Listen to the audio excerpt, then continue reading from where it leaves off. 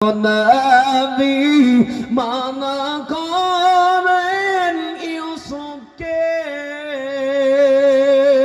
স্বপ্নের কথা বলিও না কাহাকে।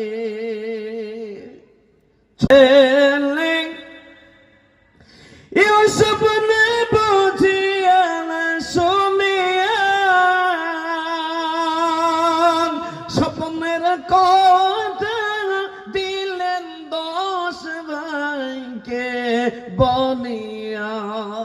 কয় ভাইকে বলে দিলেন? 10 ভাইকে। এবার 10 ভাই কি করছে? ইউসুফের 10 ভাই মিলিয়া ইউসুফকে কুয়াতে দিলা ফেলিয়া।